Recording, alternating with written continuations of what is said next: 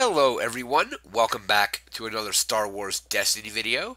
Today we are looking at a few more cards that were revealed from across the galaxy. These spoilers come from the Golden Dice podcast as well as the I Rebel podcast. So first up we are looking at Luce, I think I'm pronouncing that correctly, not sure. Callus Night Sister, 8 health for either 8 or 11 points. 1 range damage, 2 range damage, 1 indirect, discard resource blank, it's a witch character, and as an action, discard a card from your hand that costs an odd number to reroll a die, either yours or an opponent's. So 3 damage sides. Not sure how I feel about a 1 indirect side.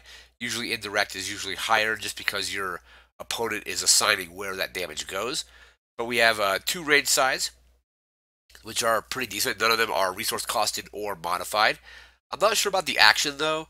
So you're having to discard a card to do it, and then it's going to have to cost an odd number for you to re-roll a die. I'm not sure if getting rid of a card is worth getting a re-roll because your opponent might just roll it, or you might re-roll their die and have it land on something that was already on, or something that ends up being better than what it was already on to begin with. Um, if it was like the ability to discard a card that cost an odd number to flip a die or remove a die, that would probably be a little bit better. Um, but I do like that they're playing into the odd number mechanic, so you can pair this up with Talzin and just have a bunch of odd number cards to get various effects out of Talzin and Luce as well. Again, I'm not sure how I feel about the action being able having to number one build your deck to have a lot of odd number cards, which you may run out of resources just because 0 cards are considered to be even. So having to also then discard a card on top of it, I'm not sure if this is actually going to be any good or not, but we'll just have to wait and see. So that is Luce. We're going to move into our next card. And next up we have Chain Sickle. 3 resources, blue villain upgrade weapon, 2 melee damage, 2 melee damage, 3 melee damage, discard, 2 blanks. And after a character takes damage from this die, reroll any number of that character's character and upgrade dice. So that's a pretty cool effect. So you're gonna do damage and then reroll, potentially reroll all that character's dice.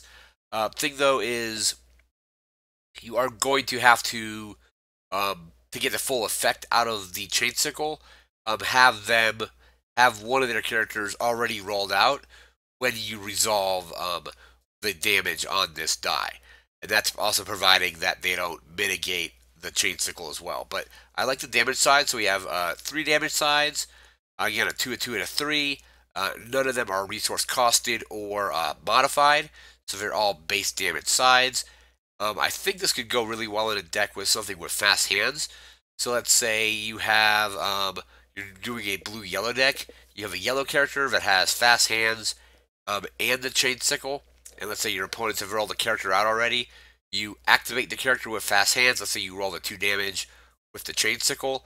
You then use fast hands to resolve that 2 melee damage, and then re-roll your whatever character you damaged. Their dice get re-rolled. So I think the reroll aspect is really interesting just because it is a way to mitigate if they had rolled out really well and you were able to somehow get this out and resolve it before they resolve their character or upgrade dice. It could potentially break their strategy if they're trying to do all damage. You roll out, resolve it, and then roll their dice. Hopefully you get blanks or less damage than they already had out. So we have that is the Chain Sickle. We're going to move into our next card. And next up, we have the Energy Bow. 1 resource, blue villain upgrade weapon. 1 range damage plus 2 range damage. Disrupt resource, 2 blanks. After one of your card effects re-rolls 1 or more character dice, you may re-roll this die. So let's say you roll this out, and then you do an effect that somehow re-rolls some of your opponent's stuff. You then, let's say you have this on a blank, you then get the option to hopefully re-roll it and get one of the damage sides, either the 1 more of a 2. I like that this is a 1 cost upgrade. So it does have 2 blanks, but definitely a good upgrade like early game because you can then overwrite later. Let's say you only get the chain sickle out, you can then in a future round overwrite the energy bow with the chain sickle. So for 1 resource, you're getting 2 damage sides, and then an ability to potentially re-roll this die if you are using cards that are re-rolling your opponent's dice. So potential re-rolls with that, and then 2 damage sides could be a good card to overwrite later. I like that it also gets rid of resources and has a resource of its own. So that is the energy bow. We're going to move into our next card. And next up, we have Clone Commander Cody, Loyal Strategist, 9 health, 9 or 13 points, depending on if you want to run a single die or run him at Elite. So again, we get that 1-to-1 point to health ratio. 1 range damage, 2 range damage, 2 indirect damage, resource special, and blank. He's a leader character as well as a trooper. And while building your team, the point value on each clone trooper, so Legacy's card number 38, is decreased by 1. And special, take control of the battlefield and use this claim ability or power action, even if it has been used this round. So this will let you use like the Bend New Lair power action multiple times potentially, as well as getting the claim effect off of whatever the battlefield is, even if it already got used. The huge thing here with him though is his ability to decrease the point value of regular clone trooper. So they are specifying that it is the card number 38. Again, he also has potentially 3 damage sides, potentially 4 if you're using the claim ability on a battlefield that does damage.